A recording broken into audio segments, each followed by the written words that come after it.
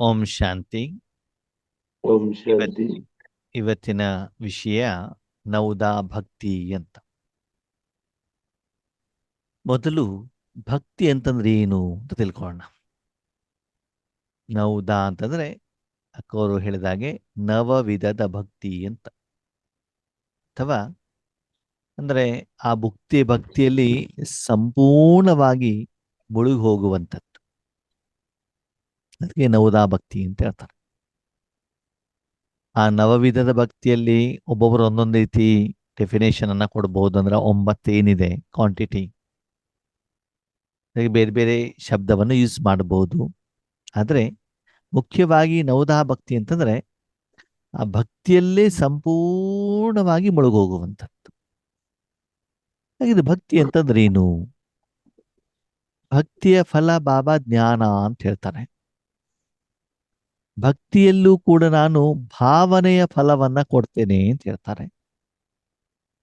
ಬೆಳಗಿನ ಸಮಯ ನನ್ನ ಮಕ್ಕಳಿಗೆ, ಆಮೇಲೆ ಭಕ್ತರ ಇಷ್ಟವನ್ನ ಪೂರ್ಣ ಮಾಡ್ಲಿಕ್ಕೆ ನಾನು ಹೋಗ್ತೇನೆ ಅಂತ ಹೇಳ್ತಾರೆ.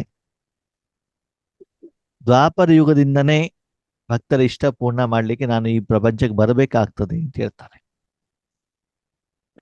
ಭಕ್ತಿ ಅಂತಂದ್ರೆ ಯಾರೋ ಒಬ್ಬರು ಹೇಳಿರೋದನ್ನ ಅವರ ಮೇಲೆ ನಿಶ್ಚಯ ನಂಬಿಕೆ ಇಟ್ಕೊಂಡ್ಬಿಟ್ಟು ಒಪ್ಕೊಳ್ಳೋದು, ಅದರಂತೆ ನಡೆಯೋದು. ಭಕ್ತಿ ಅಂತಂದ್ರೆ ಏನು? ಯಾರು ಯಾವ ವಿಷಯವನ್ನ ಹೇಳ್ತಾರೋ ಅದು ಪುಸ್ತಕದ ರೂಪದಲ್ಲಿ ಇರ್ಬೋದು, ಬಾಯಿ ರೂಪದಲ್ಲಿ ಇರ್ಬೋದು, ಶಬ್ದದ ರೂಪದಲ್ಲಿ ಇರಬಹುದು. ಅವರ ಮೇಲೆ ನಂಬಿಕೆ ವಿಶ್ವಾಸವಿದ್ದಾಗ, ಅದರಲ್ಲೂ ವಿಶೇಷವಾಗಿ ಪರಮಾತ್ಮನ ಪ್ರತಿ ಯಾರಾದರೂ ಏನಾದರೂ ಹೇಳಿದಾಗ ಅವರು ಹೇಳೋದು ಸತ್ಯ ಅಂತ ಒಪ್ಪಿಕೊಂಡು ಏನ್ ಮಾಡುವಂಥದ್ದು, ಅದರಂತೆ ನಡೆಯೋದು. ಇವಾಗ ಯಾರೋ ಸಾಧು ಸನ್ಯಾಸಿಗಳು ಏನೋ ಒಂದು ಹೇಳಿದ್ರು, ಇದನ್ನು ಮಾಡಿ ಅಂತ, ಬ್ರಾಹ್ಮಣರು ಹೇಳಿದ್ರು, ಅಥವಾ ವೇದಶಾಸ್ತ್ರಗಳಲ್ಲಿ ಬರೆದಿರುವಂಥದ್ದು ಏನಾದ್ರು ಹೇಳಿದಾಗ ಸುಮ್ಮನೆ ಅದನ್ನು ಫಾಲೋ ಮಾಡೋದಷ್ಟೇ. ಅದಕ್ಕೆ ಏನ್ ಹೇಳ್ತಾರೆ ಅಂತಂದ್ರೆ, ಒಂದು ಕುರಿಯ ಹಿಂಡು ಹೋಗ್ತಾ ಇತ್ತಂತೆ. ಹೋಗ್ತಾ ಇದ್ದಾಗ ಕುರಿಕಾಯವನು ಏನ್ ಮಾಡಿದಂತೆ, ಹೀಗೆ ಒಂದು ಕೋಲ್ ಇಟ್ಕೊಂಡಂತೆ. ಕೋಲ್ ಇಟ್ಕೊಂಡಾಗ ಒಂದು ಕುರಿ ಏನ್ ಮಾಡ್ತಂತ, ಅದು ಹಾರ ಬಿಟ್ಟು ಹೋಯ್ತಂತೆ. ಸರಿನಾ? ಆಮೇಲೆ ಇನ್ನೊಂದು ಕುರಿ ಹಾರ್ತಂತೆ. ಹಾಗೆ 10 ಕುರಿ ಹಾರೋವರೆಗೆ ಕೋಲ್ ಹಿಂಗೆ ಇಟ್ಕೊಂಡಿದ್ದಂತೆ. ಸರಿನಾ? ಆಮೇಲೆ ಏನ್ ಮಾಡ್ದಂತೆ, ಕೋಲ್ ತೆಗೆದು ಬಿಟ್ಟಂತೆ. ಆದರೆ ಆ ನಂತರ ಬಂದಿರುವಂತ ಕುರಿಗಳಿದಾವಲ್ಲ, ಕೋಲ್ ಇರ್ಲಿ ಇಲ್ದೆ ಹೋಗ್ಲಿ ಹಾರ್ತಾ ಹೋಯ್ತಂತೆ. ಸರಿನಾ? ಅಂದ್ರೆ ಏನು? ಅವರು ಫಾಲೋ ಮಾಡಿದ್ವೇ ಹೊರತು ಯಾಕೆ ಅಂತ ಬಿಟ್ಟೇನಿಲ್ಲ, ಗೊತ್ತಿಲ್ಲ. ಎಲ್ಲರೂ ಮಾಡ್ತಾರೆ, ನಾವು ಹೋಗ್ತೀವಿ. ಎಲ್ಲರೂ ಓಂ ಶಕ್ತಿಗೆ ಹೋಗ್ತಾರೆ, ನಾವು ಓಂ ಶಕ್ತಿಗೆ ಹೋಗ್ತೀವಿ. ಎಲ್ಲೋ ಒಂದ್ ಕಡೆ ಸಂತೋಷಿ ಮಾತಾ ವ್ರತ ಆದ್ಮೇಲೆ ಎಲ್ಲರೂ ಸಂತೋಷಿ ವ್ರತ ಸಂತೋಷಿ ಇಂಥದ್ದು ಮಾತಾ ವ್ರತವನ್ನ ಮಾಡಿಬಿಡ್ತಾರೆ. ಯಾರೋ ಸ್ವಲ್ಪ ಜನ ಅಯ್ಯಪ್ಪ ಸ್ವಾಮಿ ವ್ರತವನ್ನ ಮಾಡಿದ್ರೆ ಎಲ್ಲರೂ ಅದನ್ನು ಮಾಡಿಬಿಟ್ರು ಅಷ್ಟೇ. ಅಂತಂದ್ರೆ ಬೇರೆಯವರನ್ನ ಏನು ಮಾಡುವಂಥದ್ದು, ಕಾಪಿ ಮಾಡುವಂಥದ್ದು, ಫಾಲೋ ಮಾಡುವಂಥದ್ದು. ಒಂದು ನಾಯಿ ಓಡ್ತಾ ಇತ್ತಂತೆ. ಅದ್ರ ಹಿಂದ್ಗಡೆಗೆ ಇನ್ನೊಂದು ನಾಯಿ, ಅದ್ರ ಹಿಂದ್ಗಡೆಗೆ ಇನ್ನೊಂದು ನಾಯಿ, 10 ನಾಯಿಗಳು ಓಡ್ತಾ ಇದ್ವು ಅಂತ. ಯಾಕೆ ಅಂತ ಗೊತ್ತಿಲ್ಲ. ಅವಾಗ 10ನೇ ನಾಯಿ ಕೇಳ್ತಂತೆ, ಒಂದು ಎದುರುಗಡೆ ಒಂದು ಲಾರಿ ಹೋಗ್ತಾ ಇದೆ, ಲಾರಿಯಲ್ಲಿ ಒಂದು ಎಲೆಕ್ಟ್ರಿಕಲ್ ಪೋಲ್ ಇದೆ, ನಿಧಾನಕ್ಕೆ ಲಾರಿ ಹೋಗ್ತಾ ಇದೆ, ಅದ್ರ ಹಿಂದ್ಗಡೆ ಒಂದು ನಾಯಿ ಓಡ್ತಾ ಇದೆ. ಅದನ್ನ ನೋಡ್ಬಿಟ್ಟು 10 ನಾಯಿಗಳು ಓಡ್ತಾ ಇದ್ದಾವ. ಅವಾಗ 10ನೇ ನಾಯಿ ಕೇಳ್ತಂತೆ 9ನೇ ನಾಯಿ, ನೀನ್ ಯಾಕೆ ಓಡ್ತಾ ಇದೀಯಾ? ಗೊತ್ತಿಲ್ಲ. 8ನೇದು ಓಡ್ತಾ ಇದಕ್ಕೆ ನಾನು ಓಡ್ತಾ ಇದ್ದೀನಿ. 8ನೇದ ಕೇಳಿದ್, ನೀನ್ ಯಾಕೆ ಓಡ್ತಾ ಇದೀಯಾ? ಅದು 7ನೇದು ಓಡ್ತಾ ಇದಕ್ಕೆ ನಾನು ಓಡ್ತಾ ಇದ್ದೇನೆ. ಹೀಗೆ ಹೋಗಿ ಹೋಗಿ 1ನೇ ನಾಯಿ ಕೇಳ್ದು, ನೀನ್ ಯಾಕೆ ಓಡ್ತಾ ಇದೀಯಾ? ನನಗೆ ಅರ್ಜೆಂಟಾಗಿ ಇವಾಗ ಯೂರಿನ್ ಮಾಡಬೇಕಾಗಿದೆ. ಇವ್ರು ಯಾವಾಗ ಈ ಪೋಲನ್ನು ನಿಲ್ಲಿಸ್ತಾರೆ ಅದ್ರ ಮೇಲೆ ಯೂರಿನ್ ಮಾಡೋದಕ್ಕೋಸ್ಕರ ನಾನು ಓಡ್ತಾ ಇದ್ದೇನೆ ಅಂತ. ಅಂದ್ರೆ ಉಳಿದವರಿಗೆ ಕಾರಣ ಗೊತ್ತಿಲ್ಲದೇನೆ ಅವ್ರೇನ್ ಮಾಡಿದ್ರೆ ಫಾಲೋ ಮಾಡ್ತಾ ಇದ್ದಾರೆ. ಹಾಗೆ ಭಕ್ತಿ ಮಾರ್ಗದಲ್ಲಿ ನಾವೇನ್ ಮಾಡ್ತೀವಿ ಆದ್ಮೇಲೆ, ಹೇಳಿರುವಂತ ವಿಧಿವಿಧಾನಗಳನ್ನ ಏನ್ ಮಾಡ್ತೀವಿ, ಫಾಲೋ ಮಾಡ್ತೀವಿ ಅಷ್ಟೇ. ಯಾಕೆ ಏನು ಅಂತ ಗೊತ್ತಿಲ್ಲ. ಬಾಬಾನ ಮೂಲೆಯಲ್ಲಿ ಹೇಳ್ತಾರೆ, ದ್ವಾಪರಯುಗದ ನಂತರದಲ್ಲಿ ಕಲಿಯುಗದಲ್ಲಿ ಯಾರೋ ಒಂದು ಆತ್ಮ ಹೇಳಿರ್ಬೇಕೇನಂತ, ಗಂಗಾ ನದಿಯಲ್ಲಿ ಸ್ನಾನ ಮಾಡಿದ್ರೆ ಪಾವನರಾಗ್ತಾರೆ ಅಂತ. ಒಂದು ಆತ್ಮ ಹೇಳಿದ್ದು ನೋಡಿ. ಇವತ್ತು ಮೊನ್ನೆ ಇಲ್ಲಿ ತ್ರಿವೇಣಿ ಸಂಗಮದಲ್ಲಿ ಎಷ್ಟು ಜನ ಹೋಗ್ಬಿಟ್ಟು ಏನ್ ಮಾಡಿದ್ರು, ಸ್ನಾನ ಮಾಡಿಸ್ಕೊಂಡು ಬಂದ್ರು. ಆಮೇಲೆ ಬಿಕೆಗಳು ಕೂಡ ಎಷ್ಟು ಜನ ಹೋಗಿದ್ರು ಅಲ್ವಾ?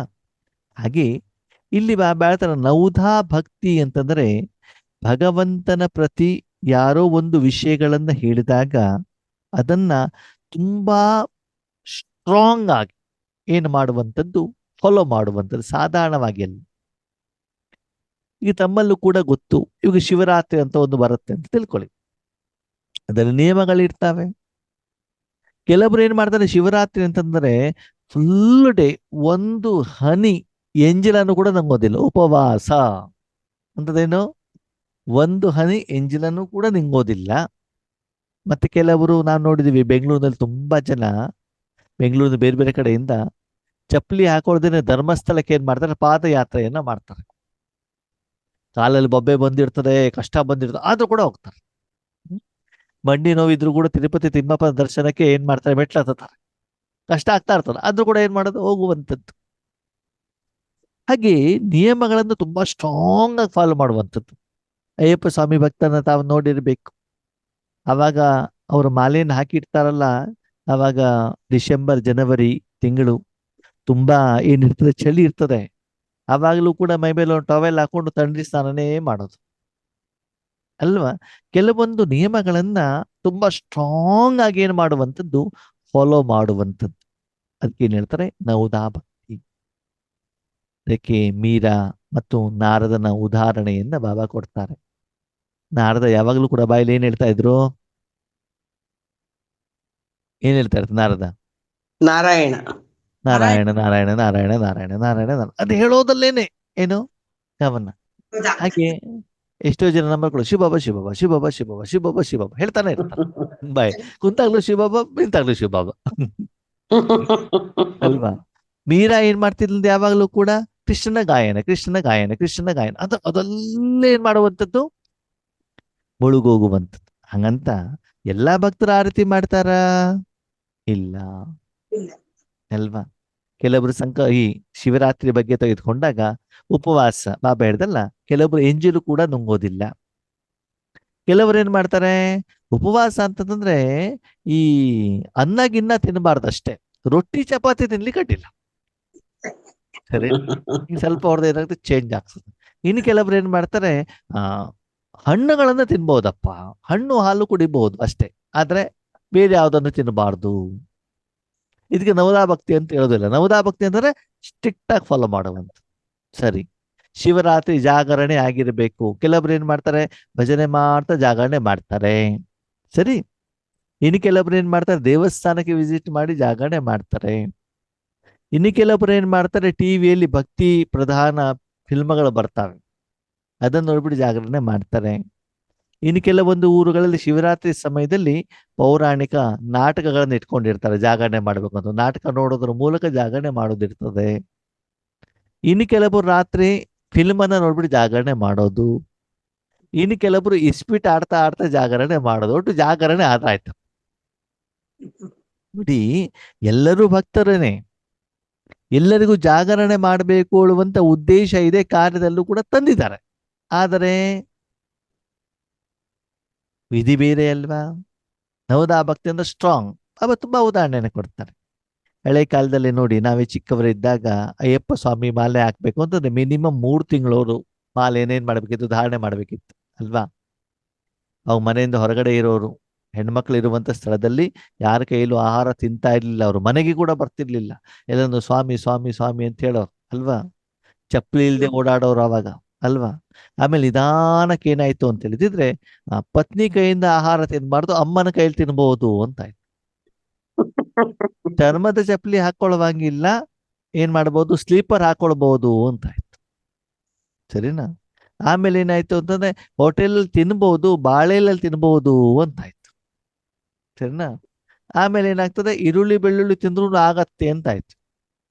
ಇವತ್ತು ಅಯ್ಯಪ್ಪ ಸ್ವಾಮಿ ಮಾಲೆ ಹಾಕೊಂಡ್ಬಿಟ್ಟು ಸಿಗರೇಟ್ ಸೇರ್ತಾ ಇರ್ತಾರೆ ಅಲ್ವಾ. ಇವತ್ತು ಮಾಲೆ ಹಾಕ್ತಾರೆ, ಇವತ್ತೇ ಏನ್ ಮಾಡ್ತಾರೆ, ಶಬರಿಮಲೆಗೆ ಹೋಗ್ಬಿಟ್ಟು 3 ದಿನದಲ್ಲಿ ವಾಪಸ್ ಬಂದ್ಬಿಡ್ತಾರೆ. ಅಂದ್ರೆ ಆ ಒಂದು ನಿಯಮಗಳೇನದಾವೆ ಸ್ಲೋಲಿ ಏನಾಗ್ತಾ ಹೋಯ್ತು, ಸಡಿಲಿಕೆ ಆಗ್ತಾ ಹೋಯ್ತು. ಹಾಗೆ ನಮ್ಮಲ್ಲೂ ಕೂಡ ಕೆಲವೊಬ್ರು ತುಂಬಾ ಶಕ್ತಿಯುತವಾಗಿ, ಶಿಸ್ತುಬದ್ಧವಾಗಿ, ನಿಯಮಪೂರ್ವಕವಾಗಿ ಏನ್ ಮಾಡ್ತಾರೆ, ಸಾಧನೆಯನ್ನ ಮಾಡ್ತಾರೆ. ಕೆಲವೊಬ್ರು ಮಾನಸಿಕವಾಗಿ ಮಾಡ್ತಾರೆ, ಕೆಲವೊಬ್ರು ದೈಹಿಕವಾಗಿ ಮಾಡ್ತಾರೆ. ದೈಹಿಕವಾಗಿ ಅಂತಂದೇನು? ಹಾ, ಬಾಬಾ ಅಮೃತ ವೇಳೆಗೆ ಹೇಳ್ಬೇಕು ಅಂತ ಹೇಳಿದ್ದಾರೆ. ಎಷ್ಟು ಗಂಟೆಗೆ ಹೇಳಲಿಕ್ಕೆ ಹೇಳಿದ್ದಾರೆ ಬಾಬಾ? ಅಮೃತ ವೇಳೆ ಎಷ್ಟು ಗಂಟೆ ಹೇಳಲಿಕ್ಕೆ ಹೇಳಿದ್ದಾರೆ? 2 ಗಂಟೆ ಅಣ್ಣ ಆಕ್ಚುಲಿ ಇರೋದು. ಹಾ, ಹಾ. ಅವಾಗ ಅವ್ರು ಏನ್ ಮಾಡ್ತಾರೆ, 2 ಗಂಟೆ ಶರೀರವನ್ನು ಎದ್ದು ಕುಳಿಸಿರ್ತಾರೆ, ಸ್ನಾನ ಗೀನ ಮಾಡ್ಕೊಂಡು ಕುಂತಿರ್ತಾರೆ. ಸರಿ, ಜುಟ್ಕ ಹೊಡಿತಾ ಇರ್ತಾರೆ. ಅದು ಎಲ್ಲರೂ ಅಂತ ನಾನು ಹೇಳೋದಿಲ್ಲ, ನಿಯಮ ಫಾಲೋ ಆಗಿದೆ. ಶರೀರವನ್ನು ಎದ್ದು ಕುಳಿಸಿದಿರಿ, ಬಿಳಿ ಬಟ್ಟೆನೇ ಹಾಕೊಂಡಿದ್ದೀರಿ, ಬ್ಯಾಡ್ಜನ್ನೇ ಹಾಕೊಂಡಿದ್ದೀರಿ, ಎಲ್ಲಾನು ಇದೆ. ಆದರೆ ಶರೀರದ ನಿಯಮ ಫಾಲೋ ಮಾಡಿದಿರಿ. ಮನೆಯಲ್ಲಿ ನಮ್ಮ ಕೈಯಿಂದನೇ ಆಹಾರವನ್ನು ರೆಡಿ ಮಾಡುವಂಥದ್ದು, ಬಾಬನಿಗೆ ಭೋಗ ಇಡುವಂಥದ್ದು, ಸ್ವೀಕಾರ ಮಾಡುವಂಥ ಸ್ಥೂಲವಾದ ಎಲ್ಲಾ ನಿಯಮಗಳು ಪ್ರತಿದಿನ ಬಾಬನ ಮೂಲ್ಯನು ಎಲ್ಲ ಕರೆಕ್ಟ್ ಆಗಿದೆ, ಎಲ್ಲೂ ಕೂಡ ಮಿಸ್ ಇಲ್ಲ. ಆದರೆ ಮಾನಸಿಕವಾಗಿ ನಾ ನಿಯಮವನ್ನ ಫಾಲೋ ಮಾಡ್ತಾ ಇದ್ದೇನಾ? ಮನಸ್ಸಿನಿಂದ ಆತ್ಮ ಆಗಿದ್ದೇನಾ? ಪರಮಾತ್ಮನಲ್ಲಿ ಮನಸ್ಸನ್ನ ಇಟ್ಟಿದ್ದೇನಾ? ಭಗವಂತನ ಶಕ್ತಿಯ ಅನುಭವ ಆಗ್ತಾ ಇದೆಯಾ? ಅದಕ್ಕಾಗಿ ಬಾಬಾ ಹೇಳ್ತಾರೆ, ನೌದಾ ಭಕ್ತಿ ಅಂತಂದ್ರೆ ತುಂಬಾ ಸ್ಟ್ರಾಂಗ್ ಆಗಿ ನಿಯಮಗಳನ್ನ ಏನ್ ಮಾಡುವಂಥದ್ದು, ಫಾಲೋ ಮಾಡುವಂಥದ್ದು. ಹಾಗೆ ನಮ್ಮಲ್ಲೂ ಕೂಡ ಆ ರೀತಿ ಶಾರೀರಿಕ ನಿಯಮಗಳನ್ನ ತುಂಬಾ ಸ್ಟ್ರಾಂಗ್ ಆಗಿ ಫಾಲೋ ಮಾಡ್ತಾರೆ. ನಾನು ಹೇಳೋದು ಮಾಡಬಾರ್ದು ಅಂತಲ್ಲ, ಮಾಡಿದ್ರೆ ತುಂಬಾ ಉತ್ತಮ. ಆದರೆ ರಾಜಯೋಗದಲ್ಲಿ ನಿಮಗೆ ಅನುಭವ ಆಗಬೇಕು ಅಂತಂದ್ರೆ ಶಾರೀರಿಕ ನಿಯಮಗಳಿಗಿಂತ ಮಾನಸಿಕ ನಿಯಮ ತುಂಬಾ ತುಂಬಾ ತುಂಬಾ ತುಂಬಾ ಇಂಪಾರ್ಟೆಂಟ್. ಆದ್ಮೇಲೆ ನಾವು ಭಗವಂತನ ಮಕ್ಕಳಾಗಿದ್ದೀವಿ, ಆಗಿದ್ದೀವೋ ಇಲ್ವೋ? ಸರಿ, ಯಾವ ಯುಗದಲ್ಲಿ ಇದ್ದೀರಿ? ಸಂಗಮ ಯುಗ. ಆದ್ಮೇಲೆ ನೀವು ಯಾರ ಜೊತೆ ಜೀವನವನ್ನ ಮಾಡಬೇಕು? ಪರಮಾತ್ಮನ ಜೊತೆ. ಓಕೆ, ಅವಾಗ ಪರಮಾತ್ಮನ ಜೊತೆಗೆ ಜೀವನ ಮಾಡಬೇಕು ಅಂತಂದ್ರೆ ಭಗವಂತನ ಮಾತನ್ನು ಕೇಳ್ಬೇಕಲ್ವಾ? ಹೇಳು. ಪತಿ ಜೊತೆಗೆ ಜೀವನ ಮಾಡಬೇಕು, ಪತಿ ಮನೆಗೆ ನಾನು ಬಂದಿದ್ದೇನೆ ಮದುವೆ ಆಗ್ಬಿಟ್ಟು ಅಂತಂದ್ರೆ ಯಾರ ಮಾತು ಕೇಳ್ಬೇಕು? ಪತಿ ಮಾತು ಕೇಳು. ಪತಿ ಮಾತು ಕೇಳ್ಬೇಕು. ಸರಿ, ಹಾಗಿದ್ರೆ ಪರಮಾತ್ಮ ನಿಮ್ಗೆ ಮೊದಲ ಶ್ರೀಮತವನ್ನ ಏನು ಕೊಡ್ತಾರೆ? ಮೊದ ನಿಮ್ಮನ್ನ ಆತ್ಮ ಅಂತ ತಿಳ್ಕೊಳ್ಳಿ, ಇದು ಮೊದಲ ಶ್ರೀಮತ ತಾನೆ? ಹೌದು. ಹಾಗೆ ನಾನು ಪ್ರತಿ ಕರ್ಮ ಮಾಡ್ಬೇಕಾದ್ರೆ ಆತ್ಮ ಅಂತ ತಿಳ್ಕೊಂಡು ಕರ್ಮ ಮಾಡ್ತಿದ್ದೀನಾ? ಎದುರುಗಡೆ ಆತ್ಮ ಅಂತ ನೋಡ್ತಾ ಇದ್ದೀನಾ? ಸತ್ಯ ಹೇಳಿ ನೋಡೋಣ. ಇಲ್ಲ. ಇಲ್ಲ ಅಲ್ವಾ? ಅಮೃತ ವೇಳೆ ಕೇಳ್ತಾ ಇದ್ದೀವಿ, ಮುರಳಿ ಕೇಳ್ತಾ ಇದ್ದೀವಿ, ಆಹಾರದ ಒಂದು ಪಥ್ಯವನ್ನ ಇಡ್ತಾ ಇದ್ದೀವಿ, ಮೌಂಟ್ ಅಬು ಹೋಗ್ತಾ ಇದ್ದೀವಿ, ಮಿಲನ ಮಾಡ್ತಿದೀವಿ, ಬಟ್ಟೆ ಅಟೆಂಡ್ ಮಾಡ್ತಿದೀವಿ, ಬೇರೆ ಜ್ಞಾನವನ್ನ ಹೇಳ್ತೀವಿ, ಎಲ್ಲಾನು ಸರಿ. ಮೊದಲನೇ ಶ್ರೀಮತ ಫಸ್ಟ್ ಏನು? ನಾನು ಆತ್ಮ ನಿರಾಕಾರ, ನನ್ನ ಆತ್ಮನೇ ಬೇರೆ, ಶರೀರನೇ ಬೇರೆ, ಶರೀರ ನನ್ನ ಸಾಧನ. ಆ ರೀತಿ ಸ್ವರೂಪದಲ್ಲಿ ನಾವು ಕರ್ಮವನ್ನು ಮಾಡ್ತಿದೀವಿ ಆತ್ಮೇರೆ? ಸತ್ಯ ಹೇಳಿ ನೋಡೋಣ. ಇಲ್ಲ. ಬೇರೆಯವ್ರನ್ನ ಆತ್ಮ ಅಂತ ನೋಡ್ತಾ ಇದ್ದೀವಾ? ಇಲ್ಲ. ಇಲ್ಲ. ನಾವೇನ್ ಮಾಡ್ತಿದೀವಿ? ನಾನು ಮಾಡ್ತಾ ಇದ್ದೀನಿ. ಸ್ಥೂಲವಾಗಿ ಶಾರೀರಿಕವಾದಂತ ಯಾವುದು ನಿಯಮಗಳಿದ್ದಾವೆ ಅದನ್ನ ತುಂಬಾ ಸ್ಟ್ರಾಂಗ್ ಆಗಿ ಏನ್ ಮಾಡ್ತಿದ್ವಿ, ಪರಿಪಾಲನೆಯನ್ನ ಮಾಡ್ತಿದೀವಿ. ಅದನ್ನು ಮಾಡಿ ಬೇಡ ಅಂತ ಹೇಳಲಿಲ್ಲ. ಇವನ್ ಬಾಬಾ ಇದನ್ನು ಕೂಡ ಹೇಳಿದ್ದಾರೆ, ಬಿಳಿ ಬಟ್ಟೆ ಹಾಕೊಳ್ಳಿ ಅಂತ ನಾನು ಹೇಳಲಿಲ್ಲ, ನೀವೇ ಹಾಕೊಂಡಿರೋದು ಅಂತ ಬಾಬಾ ಮೊದಲಲ್ಲಿ ಹೇಳಿದ್ದಾರೆ. ಸರಿ ಸರಿ, ಆ ನಶೆ ಇರ್ತದೆ, ಹಾಕೊಳ್ಳಿ.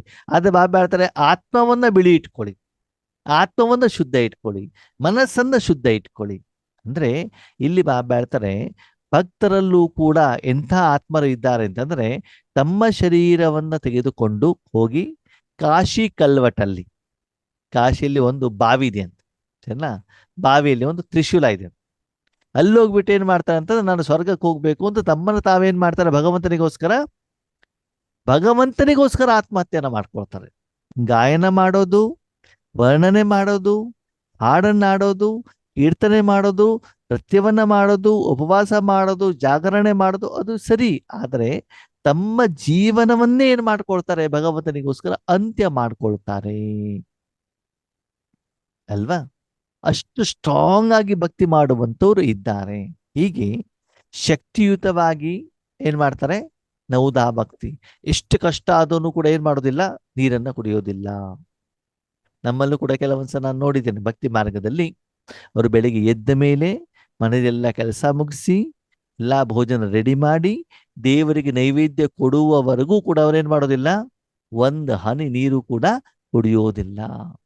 ಅದಕ್ಕೆ ಏನ್ ಹೇಳ್ತಾರೆ ಬಾಬಾ, ನೌದಾ ಭಕ್ತಿ ಅಂದ್ರೆ ಅವರ ಮನಸ್ಸಿನಲ್ಲಿ ಸದಾ ಕಾಲ ಯಾರಿರ್ತಾರೆ? ಪರಮಾತ್ಮ. ಯಾರಾದ್ರೂ ಏನಾದ್ರು ಹೇಳ್ಬಿಟ್ಟು ಏನ್ ಮಾಡೋದು, ತಕ್ಷಣ ಅದನ್ನ ಏನ್ ಮಾಡ್ಬಿಡೋದು, ಯಾರೋ ವ್ರತಗಳ ಬಗ್ಗೆ ಹೇಳಿದ್ರು, ಯಾವ್ದು ನಿಯಮಗಳನ್ನ ಹೇಳಿದ್ರು, ಅದನ್ನ ಮತ್ತೆ ಏನ್ ಮಾಡೋದು, ಕಾರ್ಯದಲ್ಲಿ ತರೋದು. ಆದ್ರೆ ಅದನ್ನ ಮಾಡ್ತಾ ಹೋದಾಗ ಏನಾಗ್ತಾ ಹೋಗ್ತದೆ, ಕೆಲವೊಬ್ಬರಿಗೆ ಅದರಿಂದ ತೊಂದರೆ ಆಗುವಂತ ಸಾಧ್ಯತೆಗಳು ಇರ್ತವೆ ಜೊತೆಯಲ್ಲಿ ಇರುವಂತವರಿಗೆ. ನಮ್ಮಲ್ಲೂ ಕೂಡ ಕೆಲವೊಂದು ಆತ್ಮಗಳಿದ್ದಾರೆ, ಅಯ್ಯೋ ನಾನು ಆ ತಟ್ಟಿಂದೆಲ್ಲ ಊಟ ಮಾಡೋದಿಲ್ಲಪ್ಪ, ನಂದೇ ಸಪ್ರೇಟ್ ಆಗಿ ತಟ್ಟೆ ಇದೆ, ಆ ತಟ್ಟೆಯಲ್ಲೇ ನಾನು ಊಟ ಮಾಡೋದು, ನಾನು ಹೀಗೇ ಮಾಡೋದು, ನಾನು ಹಾಗೇ ಮಾಡೋದು, ತುಂಬಾ ಸ್ಟ್ರಿಕ್ಟ್ ಆಗಿ ನಿಯಮಗಳನ್ನ ಫಾಲೋ ಮಾಡಿದಾಗ ನೋಡಿ, ನಿಮ್ಮ ನಿಯಮಗಳು ಬಾಬಾ ಹೇಳಿರುವಂತ ನಿಯಮಗಳಿಂದ ಬೇರೆಯವ್ರಿಗೆ ತೊಂದರೆ ಆಗ್ಬೇಕು ಅಂತ ಬಾಬಾ ಹೇಳ್ತಾರ? ಇಲ್ಲ. ಬೇರೆಯವ್ರಿಗೆ ಕಷ್ಟಪಡಿಸಿ ಬೇರೆಯವ್ರಿಗೆ ತೊಂದರೆ ಕೊಟ್ಬಿಟ್ಟು ನಾವು ನಿಯಮಗಳನ್ನು ಫಾಲೋ ಮಾಡ್ಬೇಕಾ? ಮಾಡ್ಬೇಕು. ನಿಮ್ಮ ಮನೇಲಿ ವಯಸ್ಸಾದವ್ರು ಇದ್ದಾರೆ, ಸರಿನಾ? ಅವ್ರಿಗೆ 12 ಗಂಟೆಗೆ 1 ಗಂಟೆಗೆ ಊಟ ಕೊಡ್ಬೇಕು. ನಿಮ್ಮ ಭಕ್ತಿ ಅಂತ ಹೇಳ್ಬಿಟ್ಟು ನೀವು ಅವ್ರಿಗೆ 3-4 ಗಂಟೆಗೆ ಊಟ ಕೊಟ್ರೆ ಕತೆ ಏನಾಗ್ತದೆ ಹೇಳಿ ನೋಡೋಣ? ಸುಸ್ತಾಗ್ತಾರೆ ಅಷ್ಟೇ. ಅವ್ರು ನಿಮಗೆ ಆಶೀರ್ವಾದ ಕೊಡ್ತಾರೋ ಶಾಪ ಕೊಡ್ತಾರೋ? ಪಾಪ ಆಗ್ತದೆ. ಅವಾಗ ಏನಾಗ್ತದ ಜೀವನದಲ್ಲಿ? ತುಂಬಾ ಕಷ್ಟ. ನಾವು ಮಾಡುವಂತ ಕರ್ಮದಿಂದ ನಾನು ಸಹಿತ ಬೇರೆಯವರ ಆಶೀರ್ವಾದವನ್ನ ತೆಗೆದುಕೊಳ್ಬೇಕೇ ಹೊರತು, ನಾವು ಮಾಡುವಂತ ಕರ್ಮದಿಂದ ಯಾರಿಂದನೂ ಶಾಪವನ್ನು ನಾವೇನ್ ಮಾಡಬಾರ್ದು, ಆದ್ಮೇಲೆ ಪಡ್ಕೊಳ್ಬಾರ್ದು. ಅದರ ಕಡೆಗೆ ನಾವು ಹೆಚ್ಚಿನ ಗಮನವನ್ನ ಕೊಡಬೇಕಾಗ್ತದೆ. ಅದಕ್ಕಾಗಿ ನವವಿಧದ ಭಕ್ತಿ, ನವೋದಾ ಭಕ್ತಿ ಅಂತಂದ್ರೆ ಎಲ್ಲಾ ವಿಷಯದಲ್ಲೂ ಕೂಡ ಅವ್ರು ಏನ್ ಮಾಡ್ತಾರೆ ಅಂತಂದ್ರೆ ಭಗವಂತನಿಗೋಸ್ಕರ ಏನಾಗುವಂಥದ್ದು, ಸಮರ್ಪಣೆ ಆಗುವಂಥದ್ದು, ಅವನಿಗೋಸ್ಕರನೇ ಕರ್ಮವನ್ನ ಮಾಡುವಂಥದ್ದು. ಆ ನಿಯಮಗಳನ್ನು ತುಂಬಾ ಸ್ಟ್ರಾಂಗ್ ಆಗಿ ಏನ್ ಮಾಡುವಂಥದ್ದು, ಪಾಲನೆ ಮಾಡುವಂಥದ್ದಕ್ಕೆ ಬಾಬಾ ಹೇಳ್ತಾರೆ, ಪಾಲನೆಯನ್ನು ಮಾಡಿ ನಿರಾಕಾರ ರೂಪದಲ್ಲಿ ಮಾಡಿ. ಸದಾಕಾಲ ಅಟೆನ್ಷನ್ ಇಟ್ಕೊಳ್ಳಿ, ನಾನು ಯಾರು? ಆತ್ಮ. ಸರಿ, ನಿಮ್ಮನ್ನ ನೀವು ಆತ್ಮ ಅಂತ ತಿಳಿದುಕೊಂಡು ಧಾರಣೆ ಮಾಡೋದ್ರಿಂದ ಬೇರೆಯವ್ರಿಗೆ ಏನಾದ್ರು ತೊಂದರೆ ಆಗತ್ತಾ? ಇಲ್ಲ. ಬೇರೆಯವ್ರಿಗೆ ಗೊತ್ತಾಗತ್ತಾ? ಮಾತಾಡಿ ನೀವೇನು ಮಾಡ್ತಿದ್ದೀರಿ ಅಂತ ಬೇರೆಯವ್ರಿಗೆ ಅರಿವಾಗತ್ತಾ? ಆಗಲ್ಲ. ಅಲ್ವಾ? ನೀವೇನು ನಿಯಮವನ್ನ ಫಾಲೋ ಮಾಡ್ತೀರಾ ಅದರಿಂದ ಸಾಧನೆಯನ್ನ ಮಾಡಿ, ಆದ್ರೆ ಬೇರೆಯವ್ರಿಗೆ ಏನಾಗಬಾರ್ದು, ತೊಂದ್ರೆ ಆಗ್ಬಾರ್ದು. ತೊಂದರೆ ಆಗದೆ ಇರುವಂತ ರೀತಿಯಲ್ಲಿ ಆಶೀರ್ವಾದವನ್ನ ತೆಗೆದುಕೊಳ್ತಾ ಏನ್ ಮಾಡಬೇಕಾಗ್ತದೆ, ಮುಂದುವರಿಬೇಕಾಗ್ತದೆ. ಈಗ ಬಾಬಾ ಹೇಳ್ತಾರೆ, ಕೆಲವೊಂದು ಈ ಒಂದು ನಾಟಕದಲ್ಲಿ ಜ್ಞಾನಿ ಮಕ್ಕಳಿಗಿಂತ ಭಕ್ತ ಆತ್ಮರಲ್ಲೇ ಗುಣಲಕ್ಷಣಗಳು ಚೆನ್ನಾಗಿರ್ತವೆ. ಹಾಗಿದ್ರೆ ಭಕ್ತರಿಗೂ ಜ್ಞಾನಿಗಳಿಗೂ ಏನು ವ್ಯತ್ಯಾಸ? ನೀವೆಲ್ಲ ಜ್ಞಾನಿಗಳು ಭಕ್ತರೋ? ನೀವು ಜ್ಞಾನಿಗಳು ಭಕ್ತರೋ? ಜ್ಞಾನಿಗಳು. ಹಾಗೆ ಜ್ಞಾನಿಗೂ ಭಕ್ತನಿಗೂ ಏನು ವ್ಯತ್ಯಾಸ? ಭಕ್ತನಾದವನು ಜನ ಹೇಳಿರೋದನ್ನ, ಪುಸ್ತಕದಲ್ಲಿ ವೇದಶಾಸ್ತ್ರಗಳು ಹೇಳಿರೋದನ್ನ ಸುಮ್ಮನೆ ಫಾಲೋ ಮಾಡ್ತಾನೆ. ಜ್ಞಾನಿ ಅದನ್ನು ಫಾಲೋ ಮಾಡೋದಿಲ್ಲ, ಹೇಳಿರೋದನ್ನ ಮೊದಲು ಕಾರ್ಯದಲ್ಲಿ ತರ್ತಾನೆ. ಏನ್ ಮಾಡ್ತಾರೆ? ಕಾರ್ಯದಲ್ಲಿ ತಂದು ಕರ್ಮವನ್ನ ಮಾಡಿ ಅದನ್ನ ಅನುಭವಿಸಿ ಆಮೇಲೆ ಆ ವಿಷಯವನ್ನ ಒಪ್ಕೊಳ್ತೀವಿ. ಹೌದಾ? ಆದ್ಮೇಲೆ ಶಿವಬಾಬಾ ಭಗವಂತನ, ಶಿವಬಾಬಾ ದೇವ್ರ? ಯಾಕೆ ಮಾತಾಡ್ತಿಲ್ವಲ್ಲ ಯಾರು? ಹೌದು ಯಾಕೆ ಧೈರ್ಯ ಇಲ್ವಾ ಇನ್ನು? ಹೌದು ಹೌದು ಶಿವಬಾಬಾ ಭಗವಂತನ, ಹೌದು. ದೇವ್ರ, ಹ್ಮ್. ಪರಮಾತ್ಮನ? ಹೌದು. ಗ್ಯಾರಂಟಿ? ಹ್ಮ್. 100%? ಹ್ಮ್. ಹೆಂಗ್ ಹೇಳಿದ್ರಿ ನೀವು ಭಗವಂತ ಅಂತ? ಈಗ ದೇವರು ಅಂದ್ರೆ ದೇಹವಿಲ್ಲದವರು, ವರ್ಣವಿಲ್ಲದವರು, ರೂಪವಿಲ್ಲದವರು. ಹಾಗಾಗಿ ಅದು ಮೂರು ಶಿವಪರಮಾತ್ಮನ ಗುಣ ಇರೋದ್ರಿಂದ ದೇವರು ಅಂತೀವಿ. ಸರಿ, ಇದು ಮೊದಲು ನಿಮ್ಗೆ ಗೊತ್ತಿದ್ದಾಗ ದೇವತೆಗಳನ್ನ ಪೂಜೆ ಮಾಡ್ತಿದ್ದಲ್ವಾ ನೀವು? ಆಗ ಗೊತ್ತಿರ್ಲಿಲ್ಲ. ಹಾ, ಈಗ ನೀವು ಒಬ್ಬ ಶಿವಬಾಬನೇ ದೇವ್ರು ಅಂತ ಹೆಂಗ್ ಒಪ್ಕೊಂಡ್ರಿ? ಗೊತ್ತಾಯ್ತು. ಅದೇ ಮುರಳಿಯಲ್ಲಿ ಹೇಳುವಂತ ವಿಚಾರಗಳನ್ನೆಲ್ಲ ಕೇಳಿ ಇದು ಪರಮಾತ್ಮ ಬಿಟ್ಟು ಬೇರೆ ಇನ್ಯಾರು ಹೇಳಕ್ ಸಾಧ್ಯ ಇಲ್ಲ ಈ ಸತ್ಯಗಳನ್ನ ಅಂತ ತಿಳ್ಕೊಂಡು ಒಪ್ಕೊಂಡಿದೀವಿ. ಇವಾಗ ಆವಾಗ ವೇದಶಾಸ್ತ್ರಗಳಲ್ಲೂ ಕೂಡ ಹೇಳಿದ್ರಪ್ಪ, ಭಗವದ್ಗೀತೆಯಲ್ಲೂ ಕೂಡ ಹೇಳಿದ್ರು, ಅವಾಗ ನಾವು ಒಪ್ಕೊಂಡಿದ್ವಲ್ವಾ? ಈಗ ಶಿವಬಾಬಾ ದೇವರು ಅಂತ ಇವಾಗ ಹೆಂಗ್ ತಿಳುವಳಿಕೆ ಇರ್ಲಿಲ್ಲ, ಪೂರ್ಣ ತಿಳುವಳಿಕೆ ಇರ್ಲಿಲ್ಲ, ಆಗ ಫಾಲೋ ಮಾಡ್ತಿದ್ವಿ. ಈಗ ಸ್ವಯಂ ಪರಮಾತ್ಮನೇ ಜ್ಞಾನ ಕೊಟ್ಟಿರೋದ್ರಿಂದ ಸತ್ಯವಾದ ಜ್ಞಾನ ಅದ ಹೆಂಗ್ ಹೇಳ್ತೀರಿ ಪರಮಾತ್ಮನೇ ಕೊಟ್ಟಿದ್ದೀರಿ ಅಂತ? ಅದ ಅನುಭವ ಕೆಲವೊಬ್ರು ಮಾಡ್ತಾ ಇದ್ರೆ ನೋಡಿ, ಅನುಭವ ಆಗತ್ತೆ ಅಣ್ಣ. ಹಾ, ಅದಕ್ಕೆ ಬಾಬಾ ಹೇಳ್ತಾರೆ, ಭಕ್ತಿ ಮಾರ್ಗದಲ್ಲಿ ನಾವು ಜ್ಞಾನವನ್ನ ಕೇಳಿದ್ವಿ, ಹೌದಾ? ಹ್ಮ್. ಭಜನೆಯನ್ನ ಮಾಡಿದ್ವಿ, ಹೌದಾ? ಹ್ಮ್. ವ್ರತಗಳನ್ನ ಮಾಡಿದ್ವಿ, ಹೌದಾ? ಶಿವರಾತ್ರಿ ಮಾಡಿದ್ವಿ, ಸಂಕಷ್ಟಿ ಮಾಡಿದ್ವಿ, ಎಲ್ಲಾನು ಸರಿ. ಓಕೆ, ಬಾಬನ ಮನೇಲಿ ಬಂದಾಗಲೂ ಜ್ಞಾನವನ್ನ ಕೇಳಿದ್ವಿ. ಕೇಳಿದ ತಕ್ಷಣದಲ್ಲಿ ನಾವು ಒಪ್ಕೊಂಡಿಲ್ಲ. ಒಪ್ಕೊಂಡಿದ್ಯಾವಾಗ? ಅನುಭವ ಮಾಡಿದ್ಮೇಲೆ. ನಮ್ಮ ಮನಸ್ಸನ್ನ ಪರಮಾತ್ಮನಲ್ಲಿ ಇಟ್ಟಾಗ ನನಗೆ ಅನುಭವ ಆಯ್ತಲ್ಲ, ನನಗೆ ಬೇಕಾಗಿರೋದು ಯಾವುದು? ಶಾಂತಿ, ಸುಖ, ಸಂತೋಷ, ಆನಂದ ಪರಮಾತ್ಮನಿಂದ ನಾನು ಏನು ನಿರೀಕ್ಷೆ ಇಟ್ಟಿದ್ನೋ ಅದು ನನಗೆ ಸಿಕ್ಕಿದಾಗ ನಾನೇನ್ ಮಾಡಿದೆ? ಪರಮಾತ್ಮನನ್ನ ಒಪ್ಕೊಂಡು. ಅದಕ್ಕೆ ಜ್ಞಾನಿ ಅಂತದ್ದು ಏನು ಅಂತಂದ್ರೆ, ಕೇಳಿರುವಂತ ಜ್ಞಾನವನ್ನ ತನ್ನ ಜೀವನದಲ್ಲಿ ಅಳವಡಿಕೆ ಮಾಡಿ ಅದನ್ನ ಕರ್ಮದಲ್ಲಿ ಪರಿವರ್ತನೆ ಮಾಡಿ ಕರ್ಮದ ಫಲವನ್ನ ಅನುಭವಿಸಿ ಒಪ್ಪಿಕೊಳ್ಳುವಂತವನಿಗೆ ಏನ್ ಹೇಳ್ತಾರೆ? ಜ್ಞಾನಿ. ಭಕ್ತ ಅಂತಂದ್ರೆ ಹಾ ಬಸವ, ಹಾ ಹೂ ಬಸವ, ಹೂ. ಈ ಬಸವನನ್ನ ತಗೊಂಡು ಬರ್ತಾರಲ್ವಾ, ಆ ಊದೋನ್ ಹತ್ರ ಕೈಲಿ ಏನಿರ್ತದೆ? ಪಿಪಿ. ಅವನು ಪಿಪಿ ಹಿಂಗಿಂಗ್ ಮಾಡಿದಾಗ ಬಸವನು ಕೂಡ ಏನ್ ಮಾಡ್ತಾನೆ? ಹಿಂಗಿಂಗ್ ಮಾಡ್ತಾನೆ. ಅವ್ನು ಹಿಂಗಿಂಗ್ ಮಾಡಿದಾಗ ಬಸವನು ಕೂಡ ತಲೆ ಏನ್ ಮಾಡ್ತಾನೆ? ಹಂಗೆಲ್ಲ ಆಡ್ತಾನೆ ಅಲ್ವಾ? ಹಾಗೇನೆ ನಾವೇನ್ ಮಾಡ್ತಿದ್ವಿ? ಈಗ ನಾವು ಅಯ್ಯಪ್ಪ ಇದಕ್ಕೆ ಹೋದ್ವಪ್ಪ ತಿರುಪತಿಗೆ, ಅವಾಗ ಅಲ್ಲಿ ಏನ್ ಹೇಳ್ತಾರೆ? ಗೋವಿಂದ ಗೋವಿಂದ ಗೋವಿಂದ ಗೋವಿಂದ. ನಾವು ಕೂಡ ಏನ್ ಮಾಡಿದ್ವಿ? ಗೋವಿಂದ. ಇಸ್ಕಾನ್ ಟೆಂಪಲ್ಗೆ ಹೋದಾಗ ಏನ್ ಮಾಡ್ತಾರೆ? ಹರೇ ರಾಮ ಹರೇ ಕೃಷ್ಣ. ಅಲ್ಲೂ ಕೂಡ ನಾವೇನ್ ಮಾಡಿದ್ವಿ? ಅಲ್ಲಿ ಯಾಕೆ ಹೇಳ್ತಾರೆ, ಇಲ್ಲಿ ಯಾಕೆ ಹೇಳ್ತಾರೆ? ನಾವ್ ಏನ್ ಮಾಡಿಲ್ಲ, ಯೋಚನೆ ಮಾಡಿಲ್ಲ. ಎಲ್ಲರೂ ಏನ್ ಮಾಡ್ತಾರ ಅದನ್ನ ಏನ್ ಮಾಡ್ತಾ ಹೋದ್ವಿ? ಮಾಡ್ತಾ ಹೋದ್ವಿ. ಓಕೆ, ಅದರ ಮಧ್ಯದಲ್ಲಿ ದೇವ್ರ ಬಗ್ಗೆ ಕೇಳಿದ್ರೆ, ಅಯ್ಯೋ ಹಂಗೆಲ್ಲ ಕೇಳಬಾರ್ದಪ್ಪ, ದೇವ್ರಿಗೆ ಸಿಟ್ಟು ಬರ್ತದೆ, ಏನ್ ಹೇಳಿದ್ರೆ ಸುಮ್ಮನೆ ಕೇಳ್ಕೊಂಡು ಹೋಗ್ಬೇಕಷ್ಟೇ. ಭಕ್ತಿ ಮಾಡಿದ್ರೆ ಅದನ್ನ ಎದುರಿಸಿಬಿಟ್ರು ಅಲ್ವಾ? ನೀವೇನಂತ ಹೇಳ್ಬಿಟ್ರೆ ದೇವರಿಂದ ಶಾಪ ಸಿಗ್ತದೆ. ಅದಕ್ಕೆ ಏನ್ ಹೇಳ್ತಾರ ಬಾಯಿ ಮುಚ್ಕೊಂಡು ಏನ್ ಮಾಡ್ಬೇಕು? ಕೇಳ್ಕೊಂಡು ಅದ್ರ ಹಂಗೆ ಮಾಡ್ಕೊಂಡು ಹೋಗ್ಬೇಕು. ಅಂದ್ರೆ ಭಕ್ತಿ ಅಂತಂದ್ರೆ ದೇವರ ಬಗ್ಗೆ ಭಾವನೆ ಇತ್ತೇ ಹೊರತು ದೇವರು ಯಾರು ಅಂತ ನಮ್ಮಲ್ಲಿ ಸ್ಪಷ್ಟತೆ ಇರಲಿಲ್ಲ. ಈಗ ಜ್ಞಾನ ಮಾರ್ಗದಲ್ಲಿ ಬಂದ್ಮೇಲೆ, ಬಾಬನ ಮಗು ಆದ್ಮೇಲೆ, ಈಗ ಭಾವನೆಯಲ್ಲಿದ್ದೀರೋ ಪ್ರಾಕ್ಟಿಕಲ್ ಅಲ್ಲಿದ್ದೀರೋ? ಭಾವನೆಯಲ್ಲಿ ಇದ್ದೀರೋ ಪ್ರಾಕ್ಟಿಕಲ್ ಅಲ್ಲಿದ್ದೀರೋ?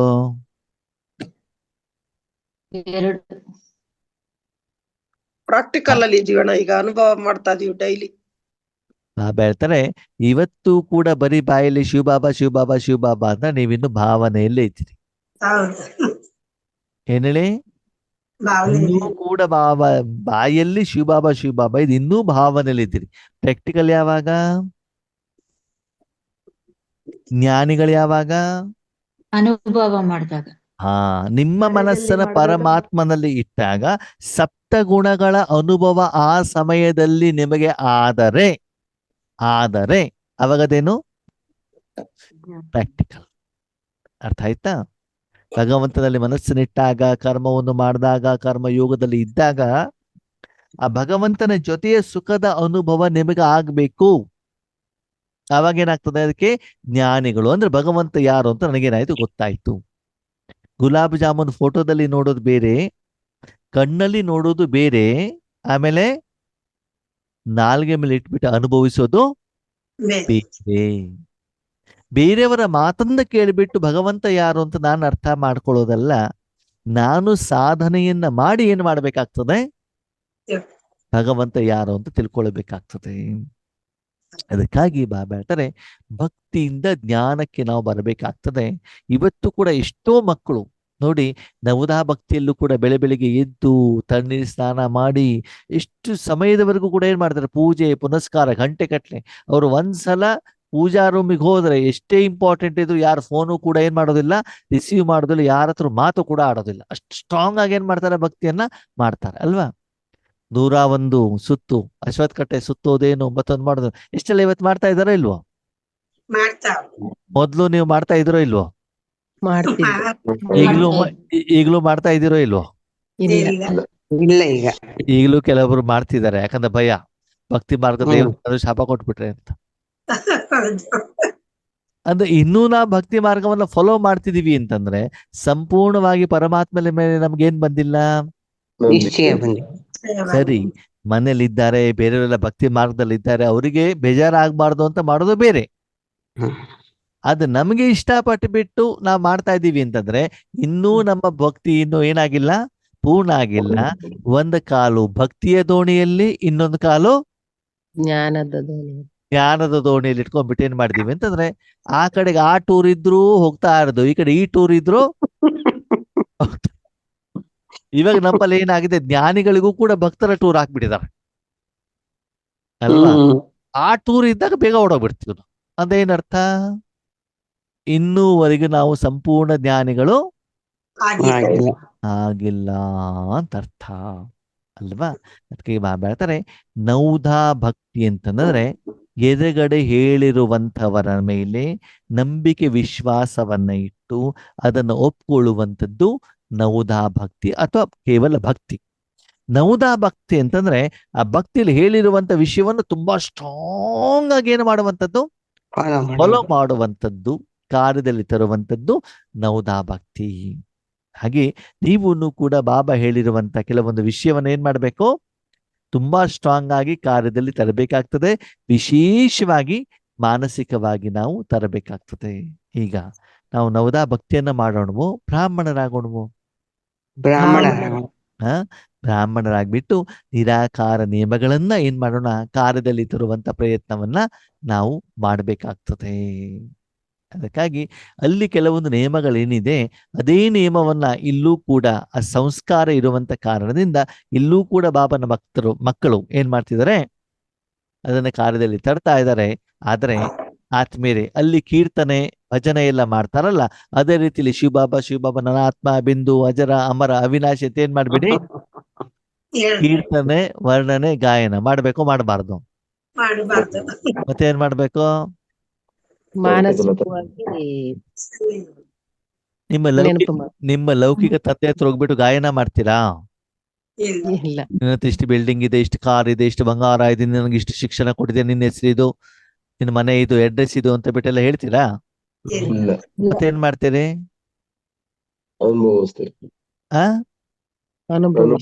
ಅಪ್ಪನ ಮನೆಗೆ ಸೀದಾ ಹೋದ್ರಿ, ಚಪ್ಪಲಿ ಹೊರಗಡೆಗೆ ಇಟ್ರಿ, ಕೈ ಕಾಲು ತೊಳ್ಕೊಂಡ್ರಿ, ಇಡ್ಲಿ ವಡ ಮಾಡಿದಾರೆ, ತಟ್ಟೆಲಿ ಹಾಕೊಂಡು ಚೆನ್ನಾಗಿ ತಿಂದ್ರಿ. ಯಾಕೆ? ನನ್ನ ಅಪ್ಪನ ಮನೆ, ಅಪ್ಪ ತಿನ್ಲಿಕ್ಕೆ ನನಗೇನಿದೆ, ಅಧಿಕಾರ ಇದೆ ಅಲ್ವಾ. ಹಾಗೆ ಇಲ್ಲೂ ಕೂಡ ಬಾಬಾ ಹೇಳ್ತಾರೆ, ಭಗವಂತನ ಹತ್ರ ಹೋಗ್ಬೇಕು, ಮನಸ್ಸನ್ನ ಇಡಬೇಕು, ಸಪ್ತಗುಣಗಳ ಅನುಭವವನ್ನ ಮಾಡಬೇಕಾಗ್ತದೆ. ಅದಕ್ಕಾಗಿ ಬಾಬಾ ನೌದಾ ಭಕ್ತಿ ಅಂತ ಹೇಳೋದು ಯಾಕೆ ಅಂತಂದ್ರೆ, ಭಕ್ತರಲ್ಲೂ ಕೂಡ ಭಗವಂತನ ಬಗ್ಗೆ ನಿಮಗಿಂತ ಹೆಚ್ಚಿಗೆ ಪ್ರೀತಿ ಇರೋರು ಇದ್ದಾರೆ, ಅವ್ರು ನಿಮಗಿಂತ ಹೆಚ್ಚಿಗೆ ಕಷ್ಟವನ್ನ ಪಡ್ತಾರೆ. ಆದ್ಮೇಲೆ ಕೆಲವೊಂದ್ಸಲ ಭಕ್ತರನ್ನ ನೋಡಿದ್ರೆ ಎಷ್ಟು ಬೇಜಾರಾಗತ್ತೆ ಗೊತ್ತಾ ಅಂತಂದ್ರೆ, ಅವ್ರ ಬಗ್ಗೆ ದಯೆ ಬರ್ತದೆ, ಮರುಕಂಪ ಬರ್ತದೆ. ಒಂದ್ಸಲ ನಾನು ಸುಬ್ರಹ್ಮಣ್ಯಕ್ಕೆ ಹೋಗಿದ್ದೆ ರಾತ್ರಿ ಸಮಯದಲ್ಲಿ. ವಾಪಸ್ ಬರ್ತಾ ಇರ್ಬೇಕಾದ್ರೆ ಉರುಳು ಸೇವೆ ಮಾಡ್ತಿದ್ದಾರೆ. ಏನೋ ಉರುಳು ಸೇವೆ, ಏನು ಅಣ್ಣಂದಿರು, ಸರಿ. ಅಲ್ಲಿ ಅವರು ಮೈ ಮೇಲೆ ಶರ್ಟ್ ಕೂಡ ಇಲ್ಲ. ಅಲ್ಲಿ ಸಣ್ಣ ಸಣ್ಣ ಸಣ್ಣ ಕಲ್ಲುಗಳಿದಾವೆ. ಆ ಕಲ್ಲುಗಳ ಮೇಲೆ ಅವರು ಶರೀರ ತಾಗ್ಬಿಟ್ಟು ಗಾಯನೂ ಕೂಡ ಆಗಿದೆ, ರಕ್ತ ಬರ್ತಾ ಇದೆ, ಮಳೆ ಬೇರೆ ಬಿದ್ದಿದೆ, ಸರಿನಾ, ಕೆಸರಾಗಿದೆ, ಮೈ ಪೂರ್ತಿ ಕೆಸರು. ನೋಡಿ, ಭಗವಂತನ ಪಡ್ಕೊಳ್ಳಿಕ್ಕೆ ಎಷ್ಟು ಪರಿಶ್ರಮ ಪಡ್ತಾರೆ ಅಲ್ವಾ. ಆದ್ರೆ ನಮ್ಗೆ ಸಹಜವಾಗಿ ಭಗವಂತ ಸಿಕ್ಕಿರೋದಕ್ಕೆ ನಮ್ಗೆ ಭಗವಂತನ ಬಗ್ಗೆ ಏನಿಲ್ಲ, ಗೌರವನೇ ಇಲ್ಲ. ಕಷ್ಟಪಟ್ಟು ಸಿಕ್ಕಿದ್ರೆ ಅದರ ಬೆಲೆ ನಿಮ್ಗೆ ಏನಾಗಿರೋದು, ಗೊತ್ತಾಗಿರೋದು ಅಲ್ವಾ. ಅದಕ್ಕೆ ಯಾರು ಅಷ್ಟು ಸ್ಟ್ರಾಂಗ್ ಆಗಿ ಭಕ್ತರನ್ನ ಮಾಡ್ತಾರೋ, ಭಕ್ತಿಯನ್ನ ಮಾಡ್ತಾರೋ, ಅವ್ರಿಗೇನಾಗ್ತದೆ, ಭಕ್ತಿಯ ಫಲ ಜ್ಞಾನ ಸಿಗ್ತದೆ. ಬಾಬಾ ಇವತ್ತು ಕೂಡ ಹೇಳಿದ್ರಲ್ವಾ, ಏನು, ಒಳ್ಳೆ ಮಕ್ಕಳು ತಂದೆ ಹೆಸರನ್ನ ಪ್ರಸಿದ್ಧಿ ಮಾಡ್ತಾರೆ, ಕೆಟ್ಟ ಮಕ್ಕಳು ತಂದೆ ಹೆಸರನ್ನ ಹಾಳು ಕೂಡ ಮಾಡ್ತಾರೆ. ಕೆಲವೊಂದು ನನ್ನ ಮಕ್ಕಳು ಜ್ಞಾನಿ ಮಕ್ಕಳಿಗಿಂತ ಭಕ್ತರ ನನಗೆ ತುಂಬಾ ಪ್ರೀತಿ ಮಾಡ್ತಾರಂತೆ, ಕಣ್ಣೀರ್ ಹಾಕ್ತಾರಂತೆ, ಹೃದಯದಿಂದ ಭಗವಂತ ಅಂತ ಹೇಳ್ತಾರಂತೆ. ಅವರ ಪ್ರತಿಯೊಂದು ಕಣ ಕಣ ಕಣ ಕಣ ಕಣದಲ್ಲೂ ಯಾರು ಇರ್ತಾರಂತೆ, ಪರಮಾತ್ಮ ಇರ್ತಾರಂತೆ. ಅದಕ್ಕಾಗಿ ಆದ್ಮೇಲೆ ಈಶ್ವರೀಯ ಜ್ಞಾನವನ್ನು ಕೂಡ ಬಾಬಾ ಹೇಳ್ತಾರೆ, ನಾನು ಹೇಳ್ತೇನಂತ ಒಪ್ಕೊಳ್ಬೇಡಿ, ಯಾರೋ ಅಣ್ಣಂದಿರು ಹೇಳಿದಾರಂತ ಒಪ್ಕೊಳ್ಬೇಡಿ, ವಿಶೇಷವಾಗಿ ಯೋಗೇಶನ್ನ ಹೇಳಿರೋದನ್ನು ಒಪ್ಪಲೇಬೇಡಿ. ಒಪ್ಬೇಕೋ ಒಪ್ಪಬಾರ್ದು, ಒಪ್ಪಬೇಕೋ ಒಪ್ಪಬಾರ್ದು, ಒಪ್ಕೊಳ್ಬಾರ್ದು, ನೀವು ಮಾಡಬೇಕು, ನೀವು ಮಾಡಬೇಕು, ಒಪ್ಕೊಳ್ಬಾರ್ದು. ನೋ, ಹೇಳಿರೋದನ್ನ ಮೊದಲು ನೀವು ಕಾರ್ಯದಲ್ಲಿ ತನ್ನಿ, ತಂದ್ಬಿಟ್ಟು ಅನುಭವಿಸಿ, ಆಮೇಲೆ ಒಪ್ಕೊಳ್ಬೇಕು. ಹೂ ಹೂ ಹೂ ಅಂತ ಏನ್ ಮಾಡುವಂಗಿಲ್ಲ, ಒಪ್ಕೋಬಾರ್ದು. ತಲೆ ಅಲ್ಲಾಡ್ಸಂಗಿಲ್ಲ ನೋ. ಆಮೇಲೆ ಯೋಗೇಶನ್ನ ಬಿಡಿ, ಶಿವಬಾಬಾ ನಾನು ಹೇಳಿರೋದನ್ನು ನೀವು ಒಪ್ಕೊಳ್ಳೋದು ಬೇಡ. ಯಾವಾಗ ಒಪ್ಕೊಳ್ಬೇಕು? ಅನುಭವ ಮಾಡಿ. ತಂದು ಅನುಭವಿಸ್ಬೇಕು. ಗುಲಾಬ್ ಜಾಮೂನ್ ಹೆಂಗ ಮಾಡಿದಾರೆ ಅಂತ ತಲೆ ಅಲ್ಲಾಡ್ಸೋದು ಬೇಡ. ಮನೆಗೆ ಹೋಗ್ಬಿಟ್ಟು ಗುಲಾಬ್ ಜಾಮೂನ್ ಮಾಡಿ ಸ್ವತಃ ತಿನ್ನಿ, ಆಮೇಲೆ ಒಪ್ಕೊಳ್ಳಿ ಏನು ಅಂತ. ಅರ್ಥ ಆಯ್ತಾ? ಸುಮ್ನೆ ತಲೆ ಅಲ್ಲಾಡ್ಸೋದು, ಹೂ ಬಸವ ಹೂ ಹೇಳೋದು ಯಾವುದು? ಭಕ್ತಿ. ಕೇಳಿರೋದನ್ನ ಕಾರ್ಯದಲ್ಲಿ ತಂದು ಕಾರ್ಯಗತ ಮಾಡೋದು ಏನು? ಜ್ಞಾನ. ಅದಕ್ಕಾಗಿ ನಾವು ಜ್ಞಾನಿಗಳಾಗ್ಬೇಕು, ಭಕ್ತರಾಗ್ಬೇಕು. ಸರಿ, ಹೇಳ್ತಾರೆ ಜ್ಞಾನವನ್ನ ಕಾರ್ಯದಲ್ಲಿ ತರೋದು ಸಹಜನೋ, ಭಕ್ತಿ ಮಾರ್ಗದ ಮೂಲಕ ಭಗವಂತನ ಪಡ್ಕೊಳ್ಳೋದು ಸಹಜನೋ? ಜ್ಞಾನದಲ್ಲಿ ತರದೆ ಸಹಜ. ಯಾವ್ದು ಸಹಜ? ಯಾಕೆ? ಶ್ರಮ ಇಲ್ಲಣ್ಣ, ದೈಹಿಕ ಶ್ರಮನೂ ಇಲ್ಲ. ಅದು ದೈಹಿಕ ಶ್ರಮದಿಂದ ಮಾನಸಿಕವಾಗಿ ನಾವು ಯಾತ್ರೆ ಮಾಡೋದು, ಹಣ ಖರ್ಚು ಮಾಡ್ಕೊಳ್ಳೋದು, ದೇಹ ದಂಡಿಸೋದು, ಅದ್ಯಾವ್ದು ಇಲ್ಲ ಇಲ್ಲಿ ಭಗವಂತನ ಜ್ಞಾನದಲ್ಲಿ. ಅಲ್ವಾ? ಹೇಳ್ತಾರೆ ಜ್ಞಾನ ಮಾರ್ಗದಲ್ಲಿ ಅವನಿಗೆ ಊಟ ಇಲ್ಲ ಅಲ್ವಾ, ಭೋಗ ಕೊಡುವಂಗಿಲ್ಲ ಅಲ್ವಾ, ಅವನ್ ಫೋಟೋಗೆ ಅಲಂಕಾರ ಮಾಡ್ಬೇಕಾಗಿದ್ದಿಲ್ಲ. ಇವತ್ತು ಕೂಡ ಮುರಳಿಲಿ ಹೇಳಿದಾರೆ ಬಾಬಾ, ಶಿವಬಾಬನ್ ಫೋಟೋ ಮಾತ್ರ ಇಟ್ಕೊಳ್ಳಿ, ಹೊರತು ಯಾವುದೇ ಶರೀರಧಾರಿಗಳ ಫೋಟೋ ಇಟ್ಕೊಳ್ಬೇಡಿ ಮನೆಯಲ್ಲಿ ನೆನ್ಪು ಮಾಡ್ಬೇಕಾದ್ರೆ. ಬ್ರಹ್ಮ ಬಾಬಾ ಸಾಕಾರದಲ್ಲಿ ಇರುವವರೆಗೂ ಎಲ್ಲೂ ಕೂಡ ಫೋಟೋ ಇಟ್ಟಿರ್ಲಿಲ್ಲ ಅವ್ರದ್ದು. ಸರಿನಾ? ಅದಕ್ಕಾಗಿ ಬಾಬಾ ಹೇಳ್ತಾರೆ ಮನಸ್ಸಿನಲ್ಲಿ ಭಗವಂತನಿಗೆ ಸ್ಥಳ ಕೊಟ್ರೆ ಸಾಕು ಅಷ್ಟೇ. ಜೊತೆಗೆ ಅಲ್ಲಿ ಭಕ್ತಿ ಮಾರ್ಗದಲ್ಲಿ ದೇವರ ಬಗ್ಗೆ ಗಾಯನೆಯನ್ನ ಕೀರ್ತನೆಯನ್ನ ಮಾಡ್ತೀವಿ. ಜ್ಞಾನ ಮಾರ್ಗದಲ್ಲಿ ನಾವೇನ್ ಮಾಡ್ತೀವಿ? ಏನ್ ಮಾಡ್ತೀವಿ? ಅಲ್ಲಿ ಗಾಯನ ಮಾಡ್ತೀವಿ, ಕೀರ್ತನೆ ಮಾಡ್ತೀವಿ, ಬೇಡ್ತೀವಿ, ಕೂಗ್ತೀವಿ. ಸರಿ, ಜ್ಞಾನ ಮಾರ್ಗದಲ್ಲಿ ಏನ್ ಮಾಡ್ತೀವಿ? ಅನುಭವ ಮಾಡ್ತೀವಿ ಅಣ್ಣ. ನೆನಪು ಮಾಡ್ತೀವಿ. ಜ್ಞಾನ ಮಾರ್ಗದಲ್ಲಿ ನಮ್ಮ ಅಪ್ಪನತನೇ ಕೆಲಸ ಮಾಡಿಸ್ತೀವಿ. ಏನ್ ಮಾಡಿಸ್ತೀವಿ? ಅಪ್ಪನ ಹತ್ರ ನೆನಪು ಮಾಡ್ಬೇಕು, ಕೆಲಸ ಮಾಡಿಸ್ಬೇಕು. ಕೆಲ್ಸ ಅವಾಗ ಸಹಜನೋ ಕಷ್ಟನೋ? ಸಹಜ. ಅಲ್ವಾ? ಅದಕ್ಕೆ ಬಾಬಾ ಹೇಳ್ತಾರೆ ಜ್ಞಾನವನ್ನ ಯಥಾರ್ಥವಾಗಿ ಕಾರ್ಯದಲ್ಲಿ ತಂದ್ರೆ ಸಹಜ. ಆದ್ರೆ ಆ ಜ್ಞಾನದಲ್ಲಿ ನೀವು ಭಕ್ತಿಯನ್ನ ಸೇರಿಸಿದಾಗ, ಏನ್ ಸೇರಿಸಿದಾಗ ಭಕ್ತಿಯನ್ನು ಅದು ಕಷ್ಟ ಆಗ್ತದೆ. ಜ್ಞಾನದಲ್ಲಿ ಭಕ್ತಿ ಸೇರಿಸೋದು ಅಂತಂದ್ರೆ ಏನು? ಜ್ಞಾನದಲ್ಲಿ ಭಕ್ತಿ ಸೇರಿಸೋದು ಅಂತಂದ್ರೆ ಏನು?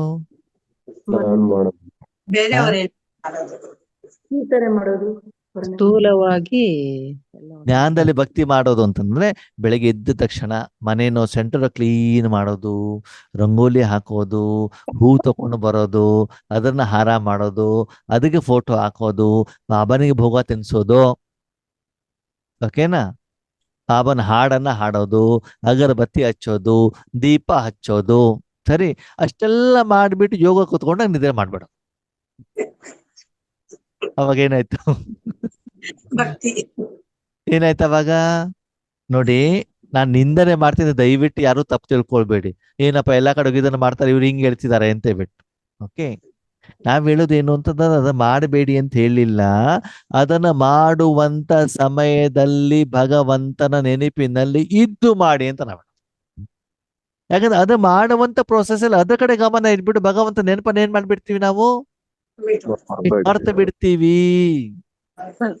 ಅದನ್ನ ಮಾಡೋದ್ರಲ್ಲಿ ನಾವು ಬಿಸಿ ಆಗ್ಬಿಡ್ತಾವ. ಅಯ್ಯೋ ಬಾಬಾನಪ್ಪ ಅಂತ ಬಿಟ್ಟು ಏನ್ ಮಾಡ್ತೀವಿ ಅಂದ್ರೆ ಎಷ್ಟೋ ದಿನದ ಮೊದಲು ಕ್ಲೀನಿಂಗು ಮತ್ತೊಂದು ಮಗದೊಂದು ಎಲ್ಲ ಮಾಡ್ಬಿಟ್ಟು ಸುಸ್ತಾಗ್ಬಿಟ್ಟು ಯೋಗದ ಸಮಯದಲ್ಲಿ ಮಲ್ಕೊಂಡ್ಬಿಡ್ತೇವೆ. ಅಯ್ಯೋ ಮಾಡಿ ಏನೋ ಸುಸ್ತಾಗ್ಬಿಡ್ತಪ್ಪ ಅಂತ ಬಿಡ್ತೀವಿ. ಆ ಪದನೆಲ್ಲ ಮಾಡ್ಲಿಕ್ಕೆ ಹೇಳಿದಾರ? ನನ್ನ ಶಕ್ತಿಯನ್ನ ಎಲ್ಲರಿಗೂ ಕೊಡಿ ಅಂತ ಹೇಳಿದ್ದಾರೆ ಆತ್ಮೀಯರೇ. ಅದಕ್ಕಾಗಿ ಕೆಲವೊಂದು ಭಕ್ತಿಯ ಸಂಸ್ಕಾರನೂ ಕೂಡ ಇವತ್ತು ಜ್ಞಾನ ಮಾರ್ಗದಲ್ಲಿ ಬಂದಿರೋದಕ್ಕೆ ನಿಧಾನಕ್ಕೆ ಅದರಿಂದ ಏನ್ ಮಾಡ್ಬೇಕು ಆತ್ಮೀಯರೇ? ಹೊರಗಡೆ ಬರಬೇಕು. ನಿಮ್ಗೊಂದು ಸತ್ಯವಾದ ಪ್ರಶ್ನೆಯನ್ನ ಕೇಳ್ತಾನೆ. ಇಷ್ಟು ತಿನ್ನೋರು ಸುಳ್ಳು ಪ್ರಶ್ನೆ ಕೇಳಿದ ಅಂತ ಕೇಳ್ಬೇಡಿ. ಸರಿ, ಪ್ರಶ್ನೆ ಏನು ಅಂತಂದ್ರೆ, ಬಾಬಾರವರ 18 ಜನವರಿ ಇದೆ ನಿಮ್ಮ ಮನೆಯಲ್ಲೂ ಸೇವಾ ಕೇಂದ್ರದಲ್ಲಿ ಇದೆ. 18 ಜನವರಿ ಬಾಬಾರ ಸ್ಮೃತಿ ದಿನ. ಓಕೆ, ಆ ದಿನ ತುಂಬಾ ಶೃಂಗಾರ ಮಾಡಿ 5,000 ರೂಪಾಯಿದು ಗುಲಾಬಿ ಹೂವನ್ನ ತಂದು ಶೃಂಗಾರ ಮಾಡಿ 36 ವೆರೈಟಿ ಅಡಿಗೆಯನ್ನ ಮಾಡಿ ಬಂದಿರೋ ಎಲ್ಲಾ ಸೆಂಟರ್ಗಳನ್ನ ಶೃಂಗಾರ ಮಾಡಿ ಅಲ್ಲಿ ಬಂದಿರೋರಿಗೆ ಆತ್ಮರಿಗೆ ಆ ಒಂದು ಕಣ್ಣಿನ ಒಂದು ಸೌಂದರ್ಯ, ಮತ್ತು ಡೆಕೋರೇಷನ್ ಮತ್ತು ಶರೀರಕ್ಕೆ 36 ವೆರೈಟಿ ಊಟ ಕೊಡೋದು ಉತ್ತಮನೋ, ಅದೇನು ಮಾಡ್ದೇನೆ ಸುಮ್ಮನೆ ಕೂತ್ಕೊಂಡು ಯೋಗ ಮಾಡಿಬಿಟ್ಟು ಯೋಗದ ಅನುಭವವನ್ನ ಆತ್ಮಗಳಿಗೆ ಮಾಡಿಸೋದು ಶ್ರೇಷ್ಠ.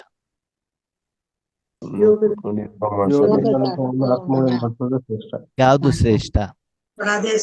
ಅನುಭವ. ಯೋಗ ಮಾಡೋದು, ಸ್ಮೃತಿ ದಿನ ಅಂತಂದ್ರೆ ಏನು? ಸ್ಮೃತಿ ಬ್ರಹ್ಮ ಬಾಬಾರವರು ನೆನಪು. ಸರಿ, ಓಕೆ.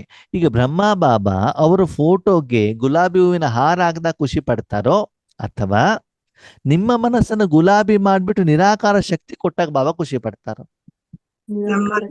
ಗುಲಾಬಿ ಹೂವ ಆದ್ರೆ ಇವತ್ತೇನಾಗಿದೆ? ಇವತ್ತೇನಾಗಿದೆ? ಸ್ಥೂಲಕ್ಕೆ ಹೆಚ್ಚಿನ ಪ್ರಾಧಾನ್ಯತೆಯನ್ನು ನಾವು ಕೊಡ್ತಾ ಇದ್ದೀವಿ. ಹೌದು ತಾನೆ? ಅದು ದಿನದಿಂದ ದಿನಕ್ಕೆ ಏನಾಗ್ಬೇಕು? ಆತ್ಮೇಲೆ ಕಡಿಮೆ ಆಗ್ಬೇಕು. ಸೂಕ್ಷ್ಮಕ್ಕೆ ಹೆಚ್ಚಿನ ಪ್ರಾಧಾನ್ಯತೆಯನ್ನ ಕೊಡಬೇಕಾಗ್ತದೆ. ಅಲ್ಲಿ ಏನು ನವವಿಧದ ಭಕ್ತಿ ಇದೆ, ಆ ಭಕ್ತಿ ಇವತ್ತೇನಾಗಿದೆ? ಜ್ಞಾನ ಮಾರ್ಗದಲ್ಲಿ ಬರ್ತಾ ಇದೆ. ಗಾಯನ ಮಾಡೋದು, ಸಮಸ್ಯೆಗಳನ್ನು ಹೇಳೋದು, ಕಷ್ಟಗಳನ್ನು ಹೇಳುವಂಥದ್ದು, ಕೀರ್ತನೆಯನ್ನು ಮಾಡುವಂಥದ್ದು, ಜಗಳ ಮಾಡುವಂಥದ್ದು, ಅದು ಬಂದ್ಬಿಟ್ಟಿದೆ. ಅದು ಆತ್ಮೀಯತೆಯಿಂದ ಸ್ನೇಹಿತನ ರೂಪದಲ್ಲಿ ನೀವು ಮಾಡೋದು, ಅದರಲ್ಲಿ ಏನು ತಪ್ಪಿಲ್ಲ. ಅದ ಬಾಬನನ್ನ ನನ್ನವನನ್ನಾಗಿ ಮಾಡ್ಕೊಳ್ಳಿ. ಅದಕ್ಕಾಗಿ ನಾವು ಭಕ್ತರಾಗ್ಬೇಕು, ಜ್ಞಾನಿಗಳಾಗ್ಬೇಕು. ಜ್ಞಾನಿಗಳು ಅಂತಂದ್ರೆ ಏನು? ಭಗವಂತ ಹೇಳುವಂತ ಒಂದೊಂದು ಶಬ್ದದ ಸ್ವರೂಪ ಅನುಭವಿಸ್ಬೇಕು. ಒಂದೊಂದು ಶಬ್ದವನ್ನ ಏನ್ ಮಾಡ್ಬೇಕು? ಅನುಭವಿಸ್ಬೇಕು. ಅದು ಏನಂದು ಅಂತ. ಓಕೆ, ಈಗ ಪ್ರಶ್ನೆ, ಒಂದೊಂದು ಶಬ್ದವನ್ನ ಅನುಭವಿಸ್ಬೇಕು ಅಂತಂದ್ರೆ ಅದಕ್ಕೆ ಅಡಿಗೆ ಮಾಡ್ಬೇಕಲ್ಲ, ಕರ್ಮ ಮಾಡ್ಬೇಕಲ್ವಾ? ಆ ಅಡಿಗೆ ಮತ್ತು ಕರ್ಮ ನಿರಾಕಾರದಲ್ಲಿ ಮಾಡ್ಬೇಕು, ಸಾಕಾರದಲ್ಲಿ ಮಾಡ್ಬೇಕು? ಬೇರೆಯವ್ರಿಗೆ ಅನುಭವ ನಿರಾಕಾರದಲ್ಲಿ ಮಾಡಿಸ್ಬೇಕು, ಸಾಕಾರದಲ್ಲಿ ಮಾಡಿಸ್ಬೇಕು? ನಿರಾಕಾರದಲ್ಲೇ ಬಾಬಾ ಏನ್ ಹೇಳ್ತಾರೆ? ಮಕ್ಕಳೇ, ಬ್ರಹ್ಮ ಭೋಜನ ಮಾಡ್ಬೇಕಾದ್ರೆ ಭಗವಂತ ನಿರಾಕಾರ ಶಕ್ತಿಯನ್ನು ಅದ್ರಲ್ಲಿ ತುಂಬಿಸಿ ಅಂತ ಹೇಳ್ತಾರೆ. ಹೌದೋ ಅಲ್ವೋ? ಅಥವಾ ಅದರಲ್ಲಿ ತುಪ್ಪ ಹಾಕಿ, ದ್ರಾಕ್ಷಿ ಹಾಕಿ, ಗೋಡಂಬಿ ಹಾಕಿ, ಕೇಸರ್ ಹಾಕಿ, ಬದಾಮ್ ಹಾಕ್ಬಿಟ್ಟು ಒಳ್ಳೆ ರುಚಿ ಮಾಡ್ಬಿಟ್ಟು ಬಂದ್ ಮಕ್ಕಳಿಗೆಲ್ಲ ತಿನ್ಸಿ ಅಂತ ಬಾಬಾ ಹೇಳ್ತಾರ? ಏನ್ ಹೇಳ್ತಾರೆ ಬಾಬಾ? ಪರಮಾತ್ಮನ ಶಕ್ತಿಯನ್ನ ಅದರಲ್ಲಿ ತುಂಬಿಸ್ಬೇಕು ಅಂತಂದ್ರೆ ಅಡಿಗೆ ಎಲ್ಲಿ ರೆಡಿಯಾಗಿರ್ಬೇಕು? ಎಲ್ಲಿ ರೆಡಿಯಾಗಿರ್ಬೇಕು? ಮಾನಸಿಕವಾಗಿ. ಸರಿ, ಈಗ ನಿಮ್ ಮನೆಗೆ ಯೋಗೇಶ್ ಅಣ್ಣ ಬರ್ತಾರೆ. ಸರಿ, ಅವರಿಗೆ ಶಾವಿಗೆ ಪಾಯಸ ಮಾಡಿ ಬಡಿಸ್ಬೇಕು. ಏನ್ ಬಡಿಸ್ಬೇಕು? ಆ ಪಾಯಸಕ್ಕೆ ಏನೇನ್ ಹಾಕ್ತೀರಿ? ಹಾಲು, ಗೋಡಂಬಿ, ದ್ರಾಕ್ಷಿ. ದ್ರಾಕ್ಷಿ, ಏಲಕ್ಕಿ. ಅದೆಲ್ಲ ಯಾವಾಗ ಹಾಕ್ತೀರಿ? ಪಾಯಸ ಆದ್ಮೇಲೆ ಗೋಡಂಬಿ, ದ್ರಾಕ್ಷಿ ಇದೆಲ್ಲ ಹಾಕ್ತೀವಿ. ಮನೆಯಲ್ಲಿ ದ್ರಾಕ್ಷಿ, ಗೋಡಂಬಿ, ಯಾಲಕ್ಕಿ ಇಲ್ವಪ್ಪ? ಇಲ್ಲ, ಅವಾಗ ಏನ್ ಮಾಡ್ತೀರಿ? ಹಂಗೆ ಮಾಡ್ತಿರ್ತಾನೆ. ಇದ್ರ ತನಕ ಹಾಕ್ಲಿಕ್ಕಾಗತ್ತೆ? ಹಾಗೆಯೇ ಯಾರಿಗಾದ ಅಡಿಗೆ ಮಾಡುವ ಮೊದಲು, ಅಮೃತ ವೇಳೆಯಲ್ಲಿ ಅದರ ಮೊದಲು ನಿಮ್ಮಲ್ಲಿ ಯೋಗದ ಶಕ್ತಿ ಇದ್ದಾಗ ಮಾತ್ರ ಆ ಅಡಿಗೆಯಲ್ಲಿ ಆ ಶಕ್ತಿಯನ್ನು ಏನ್ ಮಾಡ್ಬೋದು? ಸೇರಿಸ್ಲಿಕ್ಕೆ ಸಾಧ್ಯ ಆಗುತ್ತೆ. ಆ ಮಟೀರಿಯಲ್ ಇಲ್ಲ ಅಂದ್ರೆ ನೀವ್ ಹೆಂಗ್ ಸೇರಿಸ್ತೀರಿ?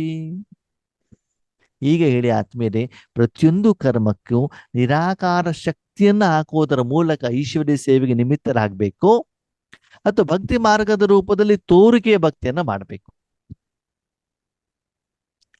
ಭಾವನೆಯ ಆಧಾರದಲ್ಲಿ ಭಗವಂತ ನೆನಪು ಮಾಡಬೇಕು, ಜ್ಞಾನದ ಆಧಾರದಲ್ಲಿ ನೆನಪು ಮಾಡಬೇಕು. ಜ್ಞಾನದ ಆಧಾರದಲ್ಲಿ. ಜ್ಞಾನದ ಆಧಾರದಲ್ಲಿ ನೆನಪು ಮಾಡಬೇಕಾದ್ರೆ ಶಬ್ದ ಬೇಕೋ ಬೇಡವೋ? ಬೇಡ ಬೇಡ. ಉದ್ದಿನ ವಡ ತಿನ್ಬೇಕಾದ್ರೆ ಇದನ್ನ ನಾನು ಉದ್ದಿನ ಬೇಳೆಯಿಂದ ಮಾಡಿದ್ದೇನೆ, ಈ ಎಣ್ಣೆಯಿಂದ ಕಡ್ದಿದ್ದೇನೆ, ಇದಕ್ಕೆ ಏನು ಶುಂಠಿ ಹಾಕಿದ್ದೇನೆ, ಇದಕ್ಕೆ ಉಪ್ಪು ಹಾಕಿದ್ದೇನೆ, ಇದಕ್ಕೆ ಒಗ್ಗರಣೆ ಸೊಪ್ಪು ಹಾಕಿದೆ ಅಂತ ಹೇಳ್ತಾ ಹೇಳ್ತಾ ತಿನ್ಬೇಕೋ ಬೇಡವೋ? ಮತ್ತೆ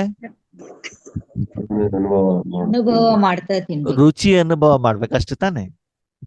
ಹಾಗಿದ್ರೆ ಭಗವಂತನಲ್ಲಿ ಮನಸ್ಸನ್ನು ಇಟ್ಟಾಗ ಕೇವಲ ಅನುಭವದ ಕಡೆಗೆ ಹೆಚ್ಚಿನ ಗಮನವನ್ನ ಕೊಡಿ. ಯಾವ್ದು ಕಡೆ ಗಮನ ಕೊಡಬೇಕು? ಅನುಭವದ ಕಡೆಗೆ ಗಮನವನ್ನ ಕೊಡಿ.